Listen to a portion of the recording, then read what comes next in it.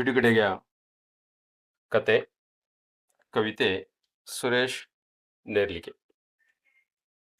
ವಾಚನ ಸತೀಶ್ HR. ಸ್ನೇಹಿತರೆ, ಇದು ಸೃಷ್ಟಿ ಸಿಂಚನದ ಅನುದಿನದ ಕವಿತೆಯಲ್ಲಿ ಸ್ವಾತಂತ್ರ್ಯ ದಿನಾಚರಣೆಯ ಪ್ರಯುಕ್ತ ರಚನೆ ಮಾಡಿರ್ತಕ್ಕಂಥ ಕವಿತೆ ನಿಮಗಾಗಿ. ಏಳುವೆ ಕೇಳಿರಿ ನಾಡಿನ ಮಕ್ಕಳೇ, ಭಾರತ ದೇಶದ ಸತ್ಯಕತೆ. ದಾಸ್ಯದ ಬಂಧನ ಕಳಚಲು ವೀರರು ನೆತ್ತರು ಚೆಲ್ಲಿದ ವೀರಕತೆ. ಪೂರ್ವ ಏಷ್ಯಾದ ಉಪಖಂಡಕ್ಕೆ ಭಾರತವೆಂಬ ಹೆಸರಿತ್ತು. ಚಕ್ಕೆ, ಜೀರಿಗೆ, ಮೆಣಸು, ಸಾರಿಗೆ, ಏಲಕ್ಕಿ, ಲವಂಗದ ಘಮವಿತ್ತು. ಮಸಾಲೆ ವಾಸನೆ ಮೂಗಿಗೆ ರಾಚಲು ಬಿಳಿಯರ ಆಸೆಯು ಹೆಚ್ಚಿತ್ತು. ಹೊರಟರು ಕೈಯಲ್ಲಿ ತಕ್ಕಡಿ ಹಿಡಿದು ಮೋಸದ ವೇಷವು ಮುಚ್ಚಿತ್ತು. ಫ್ರೆಂಚರು, ಡಚ್ಚರು, ಪೋರ್ಚುಗೀಸರು ದೇಶದ ಒಳಗಡೆ ಬಂದಾಯಿತು.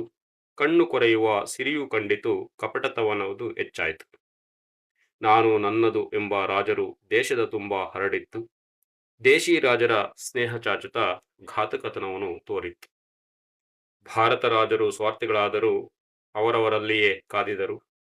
ದೇಶಿ ರಾಜರ ಒಗ್ಗಟ್ಟು ಮುರಿದರು, ಒಡಕಿನ ಹೋಲಗ ಊದಿದರು. ಈಸ್ಟ್ ಇಂಡಿಯಾ ಕಂಪನಿ ತಂದರು, ಭಾರತ ನೆಲದಲ್ಲಿ ನೆಲೆಸಿದರು. ರಾಜರನ್ನೆಲ್ಲ ಭಿಕ್ಷುಕರಾಗಿಸಿ ಕಂಪನಿ ಕೂಲಿಗೆ ಇರಿಸಿದರು. ಸಂಪದ್ಭರಿತ ಭಾರತವನ್ನು ಹಗಲಿರುಳೆನ್ನದೆ ದೋಚಿದರು. ಭಾರತ ನೆಲವು ನಮಗಿರಲೆಂದು ಫ್ರೆಂಚರು, ಡಚ್ಚರು ಕಾದಿದರು. 1857ಕ್ಕೆ ಸಿಪಾಯಿ ದಂಗೆಯು ನಡೆದಿತ್ತು. ಒಡೆದು ಆಳುವ ಬಿಳಿಯರ ಕುತಂತ್ರ ದೇಶದ ಜನರಿಗೆ ತಿಳಿದಿತ್ತು. ದೇಶದ ಏಕತೆ ಸಾಧಿಸಲೋಸಗ ರಾಷ್ಟ್ರೀಯ ಕಾಂಗ್ರೆಸ್ ಹುಟ್ಟಿತ್ತು. ಮಂದಗಾಮಿಗಳು, ತೀವ್ರಗಾಮಿಗಳು, ಕ್ರಾಂತಿಕಾರಿಗಳ ದಂಡಿತ್ತು. ಕಾಯಿದೆ ಕಟ್ಟಳೆ ಮಾಡುತ್ತಾ ದೇಶವ ಗುಲಾಮಗರಿಗೆ ದೂಡಿದರು. ಗಾಂಧಿಯು ಬಂದರು, ಶಕ್ತಿಯ ತಂದರು, ಮುಷ್ಕರ ಚಳುವಳಿ ಹೂಡಿದರು. ಧರಣಿಗೆ ಕುಳಿತರು, ಊಟವ ಬಿಟ್ಟರು, ಸತ್ಯಾಗ್ರಹಗಳ ನಡೆಸಿದರು. ದೇಶದ ಜನರನ್ನು ಬಡಿದೆಚ್ಚರಿಸುತ್ತಾ ಸೆರೆಮನೆವಾಸವ ಸವೆಸಿದರು. ಲಾಲ್ ಬಾಲರು, ದೇಶಪಾಲರು ಹೋರಾಟಕ್ಕೆ ಧುಮುಕಿದರು. ಭಗತ್, ನೇತಾ, ಆಜಾದ್, ತಿಲಕರು ಬಿಳಿಯರ ಎದುರು ಕೆರಳಿದರು. ಅಸಹಕಾರ, ಕಾಯಿದೆ ಭಂಗ, ಉಪ್ಪಿನ ಚಳುವಳಿ ಹೂಡಿದರು. ದುಂಡು ಮೇಜಿನ ಪರಿಷತ್ತಿನಲ್ಲಿ ನ್ಯಾಯದ ಮನವಿ ನೀಡಿದರು. ಕಾರಾಗೃಹಗಳು ತುಂಬಿ ತುಳುಕಿದವು ದೇಶ ಪ್ರೇಮಿಗಳ ಬಂಧನಕ್ಕೆ. ನಡಗಿತು ಬಿಳಿಯರ ಸೊಕ್ಕಿನ ಸರ್ಕಾರ, ವೀರ ಹುತಾತ್ಮರ ಕೆಚ್ಚೆದೆಗೆ.